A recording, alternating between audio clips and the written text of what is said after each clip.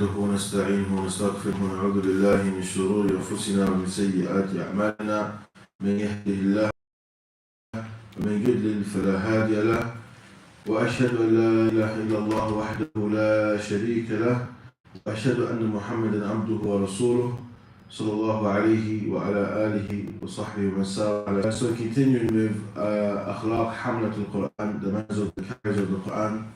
Then we're on the chapter ذكر أخلاق من يقرأ على المقرئ. This is talking about the manners of the one who recites to a teacher.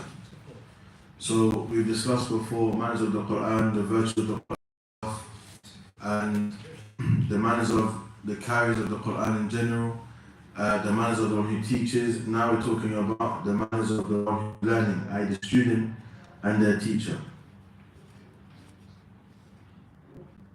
من كان يقرأ على غيره ويتلقن فينبغي له أن يحسن الأدب في جلوسه بين يديه ويتواضع في جلوسه ويكون مقبلا عليه فإن ضجر عليه احتمل وإن زجره احتمله ورفق به واعتقد له الهيبة والاستحياء منه. Or the thing that's mentioned that when a person is reading to their teacher, or the teacher is reading to them for them to follow and learn from them, then it's important that they beautify their manners. Sorry. Inside the box there. Yeah, but as long as it's written, it's fine. So they have to better their manners with their teacher, especially when they're sitting with them, and be humble before them, and also be yearning to learn from them. If they find that the teacher is a bit stern with them, they are patient and they have to maintain being gentle and compassionate with their teacher and have that reverence towards their teacher and shyness from them. That they have that somewhat that humility between the relation between a student and a teacher. وأحب أن يتلقن ما يعلم أنه يضبطه وهو أعلم بنفسه إن كان يعلم أنه لا يحتمل في التلقين أكثر من خمس فلا ينبغي أن يسأل الزيادة. For example, if you know that when you're learning from your teacher that you want to be proficient and make very strong that which you're memorizing or reciting, when you know within yourself that you only have the ability, for example, to do 5 ayah, don't ask for more. Don't ask for more than you know that you're able to make proficient. So you know, for example, teacher, I know I'm able to learn 5 ayah solid. Don't push for extra, even if the time you have no time. Why? Because you're not going to master it. Because everyone has a number. I remember even when I was learning Arabic, my teacher used to tell me, everyone has a number of the amount of times they have to say a word until they memorize it. And it's the same with God's Quran. Everyone has a number of how much they can memorize in a specific sitting. And it's only with istimrar that it increases, only with continuous memorization and repetition that it increases. You're able to memorize more. No one starts off memorizing 5 pages. The toilet is that way.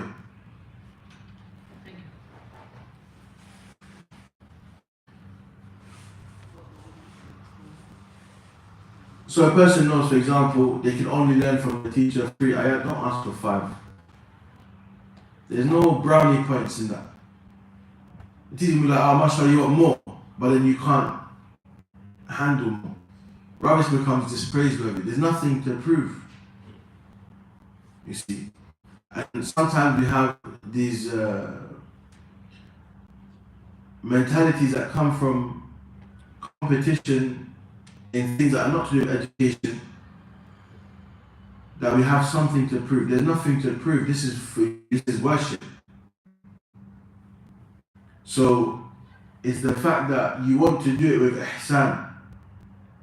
Allah required that a person does everything with goodness in the best way. When it comes to memorizing Quran is also the best way. Don't go to the majlis, the tahfidh, the place where everyone's memorizing, and you see one student He's doing 10 pages. He's reciting 5 pages. But yeah, I'm going to come with 5 pages, but that 5 pages, you're getting stopped every other ayah. Know yourself. No, okay, do you know what? I can only do half a page solid. Alhamdulillah. Before you know it, that continuous practice of you doing half a page solid becomes a page. Then a page and a half. Then you'll be on 5 pages. But it's you knowing within yourself, this is my limit. This is how much I can memorize. I perfect that. I do it continuously. Then I will increase. And you know, for example, let's say you give yourself half an hour to memorize. Solid memorization meaning that you still remember it if you just try to record it later on in the day. If you're not able to, that's not solid. That's not solid memorization. Now, in the beginning, you might find, okay, don't start high, start off something that's comfortable. You know you can maintain it. So I can do 5 ayats, definitely. Or if you know, for example, the general page of Mus'haf is 15 lines. I'm going to do 5 lines. I'm going to do a third of the page, and then I'm half of the page. This is something I know I can do comfortably, consistently. Now, maybe after a month or after 2 weeks, you're going to add more to it because you realize it took me only 15 minutes to memorize that now. It didn't take you a full half an hour. Okay, so you used a time frame to measure it. How much can I memorize in this time frame? And that's solid memorization. And within that process of discovering how long it takes you and how much you can memorize, also you have calculations of how many times did I have to repeat the ayah. Or how many times did I have to repeat it? How many times did I repeat it? Don't count, get a counter. Either download the app that you can just press a count button or get a counter memorizing.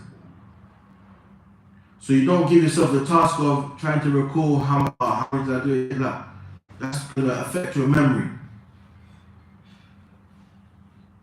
Or if you just want to repeat until you don't have any energy to repeat and you feel you've got it, so then do that. Otherwise, you mark it down, just keeping a record. For example, for me to make that solid, I had to read it 25 times. Or maybe it was 50 times. And then I did the second ayah, it took me about the same. And so on. And okay, when I finished my portion of what I wanted to do in half an hour, how much time did I repeat that portion as a whole?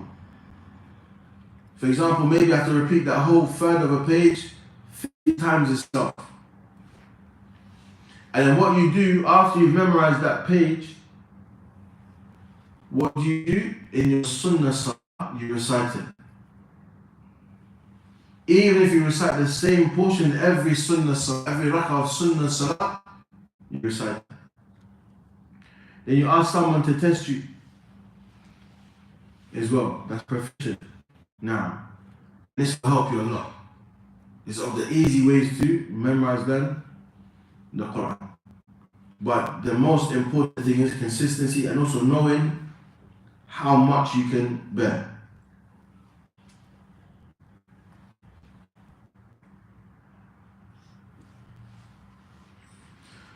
Also,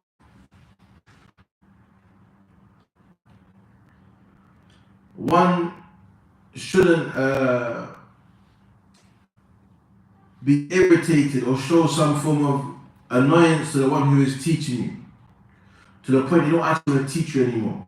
Right? When they do teach you and they help you learn to recite and they perfect your recitation, one should actually be grateful towards them and show that you appreciate their efforts in teaching you. This is very important. In terms of a recommended method of learning, when it comes to the Quran, you start off with the easy chapters like Juz Amma, the shorter chapters of the Quran, and you start off with a system on how much you're planning to memorize on a daily basis. Memorization should be daily as well. On a daily basis, memorization should be daily. And also you choose the best time. when your mind is free. Doesn't mean it's a specific time in the day, because sometimes there's a general time they say after Fajr, after Asr. This doesn't work for everyone. That's a majority of the time it works. But for you, you might find that when you wake up in the morning, your mind is busy, worrying about what's happening this day. You might be an overthinker. So you have to find a time where your mind is actually settled, it's at ease. And you might have to do things to prepare your mind to be at ease, to just relax your mind, that you now absorb information. So these are the things that aid a person in learning.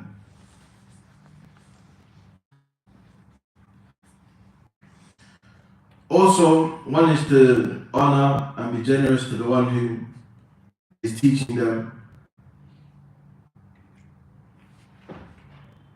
And also have this modesty and shyness before your teacher, even if they're shy from you. But you, as a student, have to maintain that character.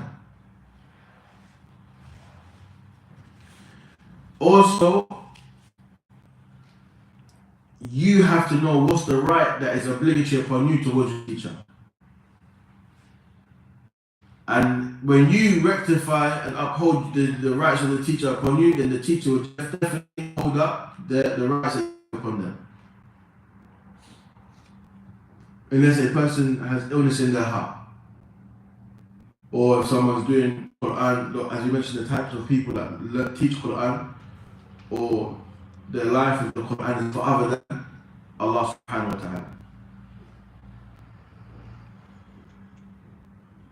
Also, the basis is because Ahlul Quran, Ahlu Khairin, wa tayaqqudin wa adab. Mention the people of the Quran, they are people of goodness. They are known to be people of goodness. They exert their efforts in the avenue of goodness, and they are woke and well mannered. They are aware of situations, they are aware of circumstances, and have the best of manners. Why? Because they're meant to learn it from the Quran.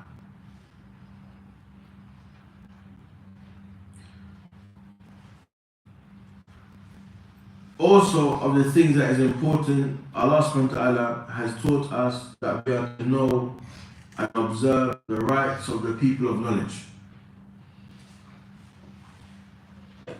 And we have been commanded to obey them, the people of knowledge, as was also commanded by the Prophet Muhammad sallallahu alayhi wa sallam.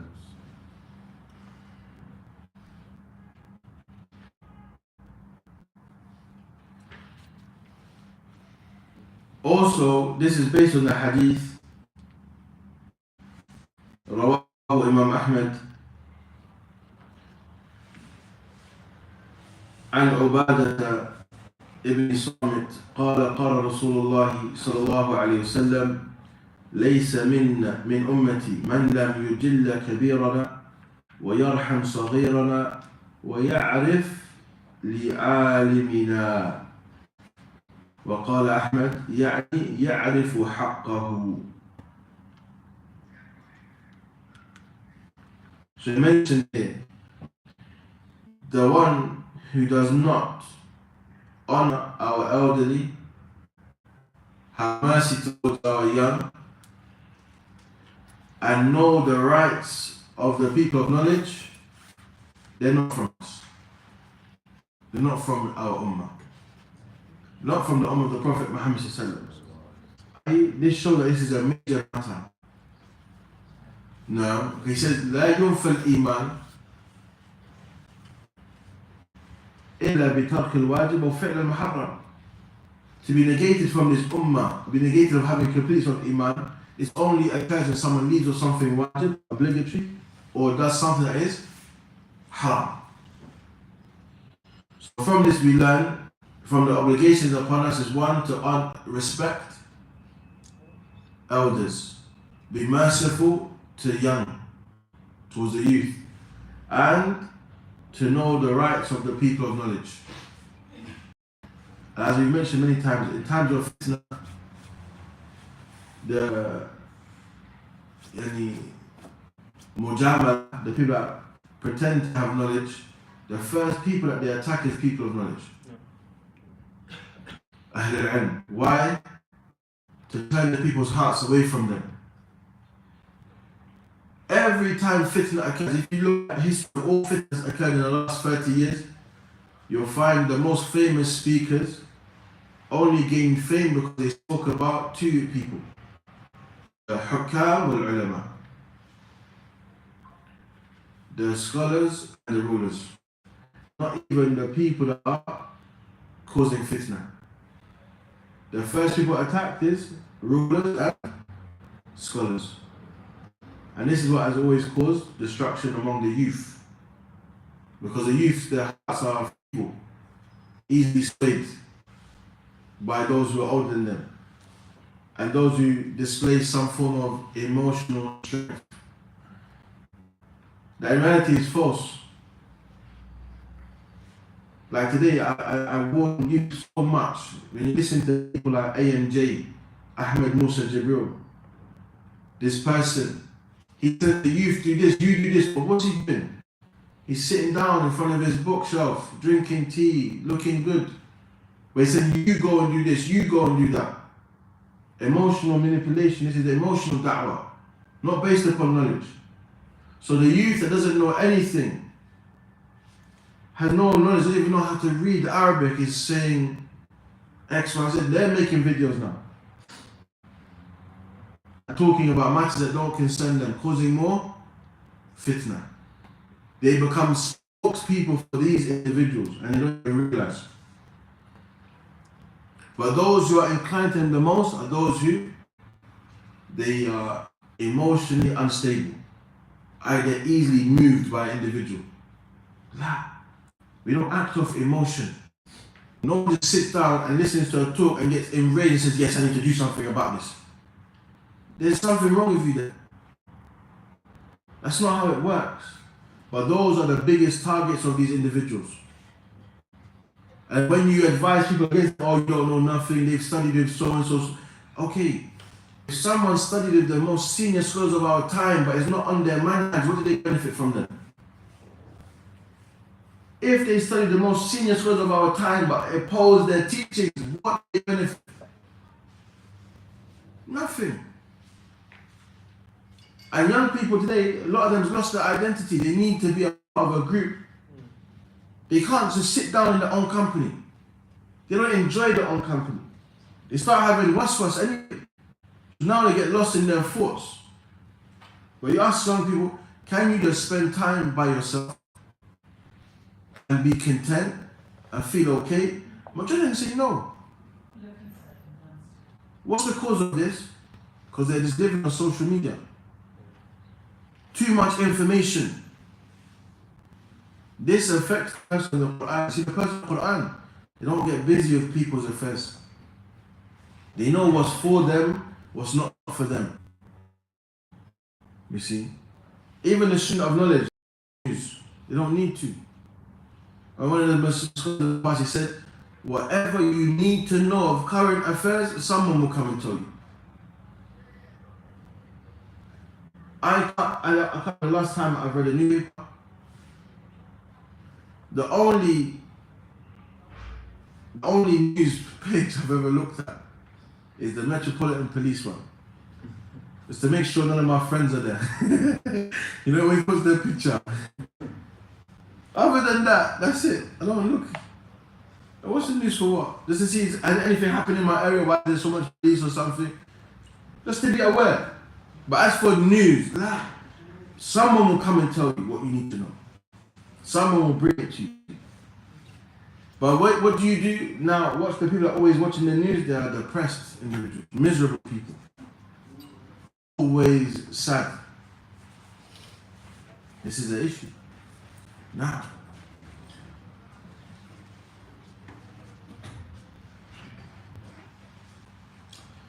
also, another narration has mentioned عن أبي سلمة إسناده صحيح قال لو رفقت بابن عباس لأصبت منه علما. Had I taken Ibn Abbas as a companion, if I accompanied him, I would have gained from him knowledge. I would have taken from him knowledge. That's the reality. A company, those individuals is going to benefit. I think if I students of knowledge, they're very close to their teachers. Why? Because they know all of the affairs are going to benefit from the teacher. Even in matters that are not knowledge-based, how they carry themselves when having fun, when going out to eat, all these, they're always learning from the teacher in all of those circumstances. Low rafaqtu. If I just look at the companion, I would have what? Gained knowledge from him. Also, Al-Mujahid في قوله في قول الله عز وجل أطيعوا الله وأطيعوا الرسول وأولو الأمر منكم. Now I mentioned Surah Nisa ayah 59, obey Allah and obey His Messenger and those in authority over you. He mentioned that in the tafsir, al-fuqaha wal-ulama, the people of knowledge, understanding. They are the ones who have authority over you, because in reality, when you don't understand matters, who do you go back to? You go back to the scholars. Even the rulers are supposed to go back to the scholars. They're not meant to say, I don't need them. No, you do need them. Another thing that's very important that we have to understand the position of the scholars. They are like the position of the prophets and messengers in the dunya, because they have taken from them the only thing that could be inherited from them, and that is knowledge. And they were sent to their people to teach them. So again, when you find people turning away from the people of knowledge, they know that that person is the problem. Because if you are turned away from the people of knowledge, you are left al-juhala, the ignorant, the emotional du'at, holistic emotions. They don't teach you principle. They don't teach you principle. Allah subhanahu.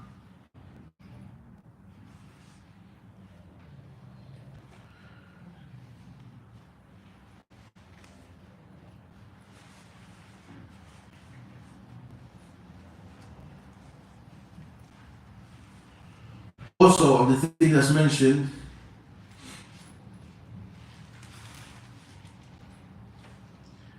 when you go to another teacher, don't read other than what you've read to your teacher. So only read the same portion you've already read to your teacher, to the other teacher you go to. Don't go to and read another portion of that. And they base this on the hadith of the Prophet Muhammad sallallahu alaihi wasallam.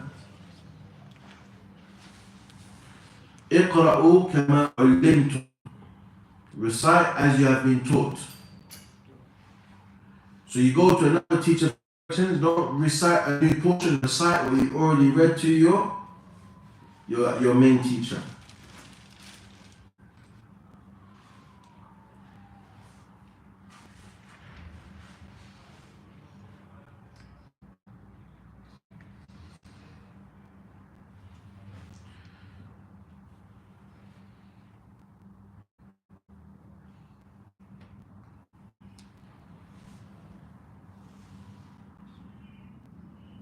Also, the thing that's mentioned,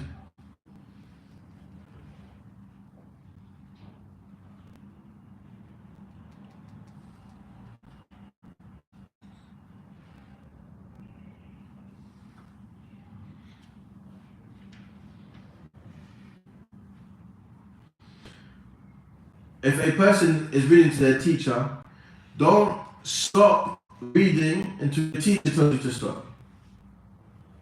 And if you want to stop, for example, let's say your teacher says you have to read 100 ayat, and you have a need, and you reach 50 ayat, for example, inform the teacher of your excuse to why you want to stop, and you cannot stop until they permit you to stop.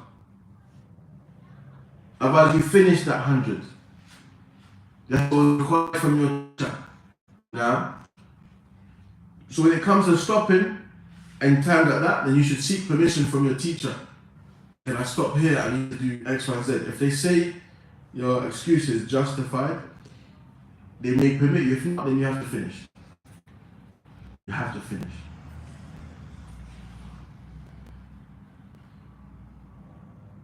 Of the things that is an obstacle for people to seek knowledge these days, many people, they come and they say to the teacher, this is how I learn. A teacher who maybe have been teaching for years has encountered so many different types of students, will have developed a method of teaching and knows how to deal with different types of students. But the student comes and say, I learned like this. But how can you tell someone how you learn what you don't know? Did the Sahaba come to the Prophet and say, Ya Rasulullah, this is how we learn? But he says, Sallu kama ra'aytumuni usalli, pray, he said, la la la, I don't learn that way. Write it down for me. You as a student, you have to be accustomed to your teacher. Imam Bukhari had 1,000 or more shuyukh, teachers. Do you think he went to the teacher and said, tell me the hadith this way, all of you have to say it the same way? He learned from each teacher and benefited from how they taught. Some may say you can write down, some may say no, you have to listen and memorize. Then you go and write it down after. And when you write it down, you bring it and I check it, then I'll pass it for you. No one can come, the teacher says you're not allowed a phone, a pen, a notebook, even the book was said you can't have it in the class. But check, I don't learn that way. La, that's the conditions of my class. If you don't like it, then what happens? The teacher doesn't change, you have to leave. You have to adapt as a student of knowledge. And that's what conditions a person to become humble. Many times I'm teaching someone says, I don't learn that way. Okay, I don't teach the way you learn. I teach how I teach. Someone else teaches that way. Okay, that's why he's a different person. There's no harm in having more than one teacher. But don't have another teacher and then tell me how that teacher is, expect me to be like that teacher. La. Because I've had different teachers, I may be more inclined to one teaching style that I've adopted from my teacher. So I preserve that teaching style. If it's not good for you, that's not my problem. You see, يعني a person, المعلم ليس خطيب الناس. يعني a person, a teacher is not the one who appeases the people. He benefits for the sake of Allah. You've had the stories of some teachers are so strict, staunch. I've had teachers that are strict in the class, outside the class they're amazing. In class you're like, I don't even like this guy. Outside the class I love him. But you have to what? Adapt. You have to adapt. For the reciting, you know when you're reciting to a teacher, and they make you do it in a certain way, you go to another teacher and they make you pronounce it. It depends. You see, like for example, when it comes to your teacher, go with your main teacher, the teacher you read to the most. Because for example, we have, you know, when you have al-iqlab, when you have ba after the noon, that has sukun or tanween, that the noon becomes mim. You have those who say, for example, when you say mim ba'd, some say you don't leave a gap, you say mim ba'd. And one other teacher says, no, leave infiraj khalilan mim ba'd. Who do you follow in situations like this? The one who you believe is most knowledgeable, and that's your main teacher. Not the one-off teacher you go to. Okay? Because the main teacher is the one you're always going to be reciting to. You see?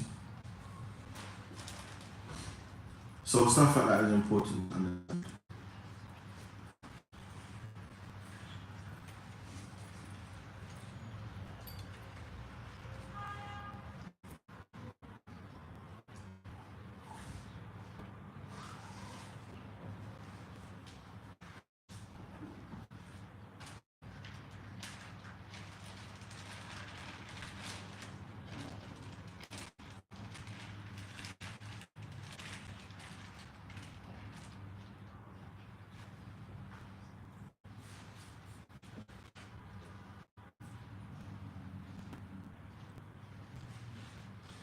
He also mentions now, when a person finishes the recitation to the teacher, what do?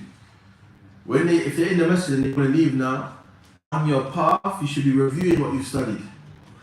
On your route to wherever you're going, you should be reviewing what you have studied. Some people they study, myself included, Allah understand.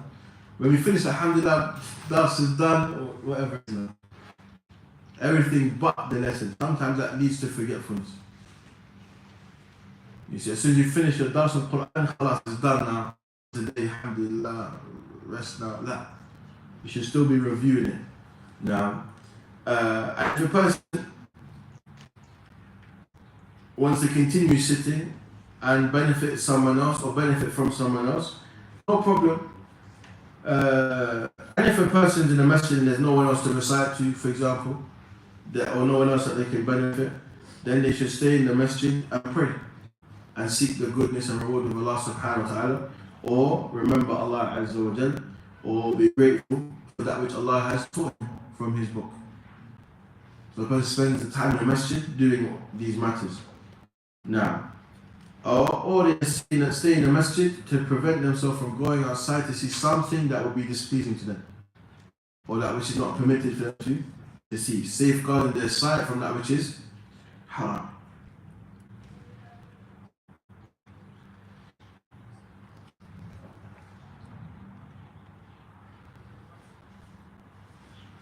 And also the thing that's important, when you are sitting in a masjid, one should not indulge in speech that does not concern them.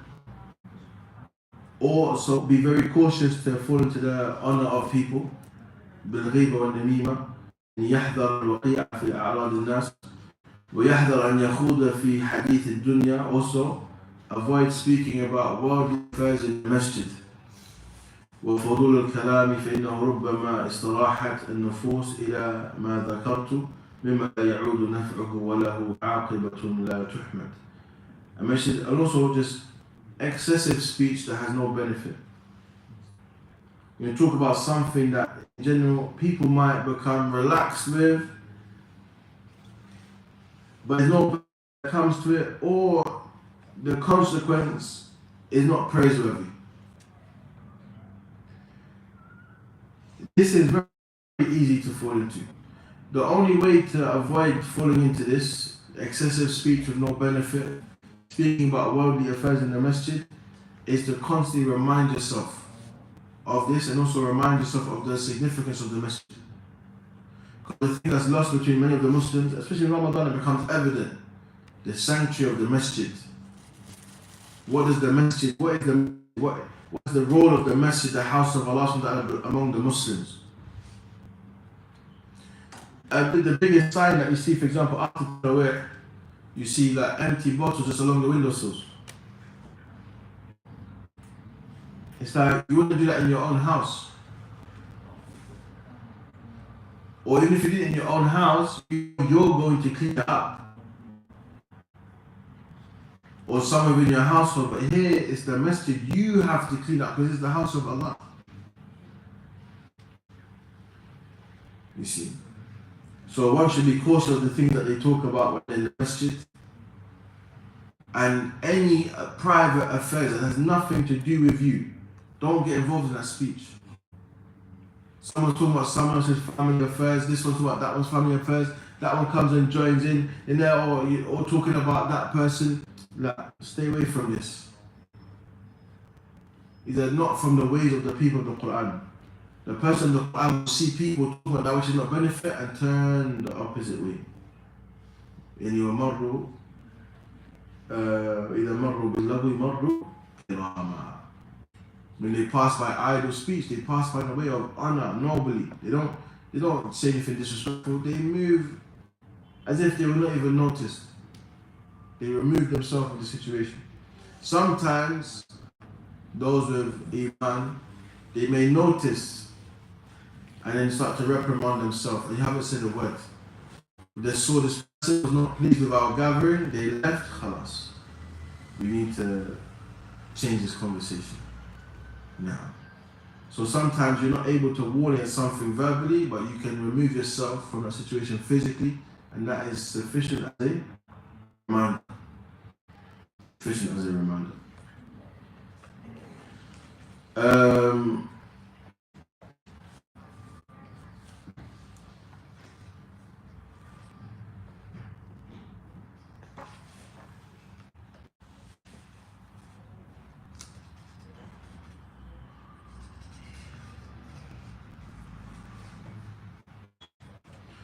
Inshallah, tomorrow we will discuss matters related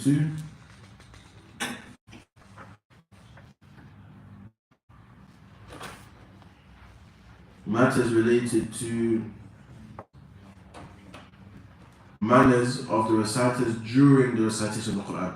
This will be at 3 o'clock tomorrow, because tomorrow I have a class for the sisters, that's on Wednesdays. So at 3 o'clock tomorrow, inshallah, we will go through the manners of the reciters during recitation of the Quran, and then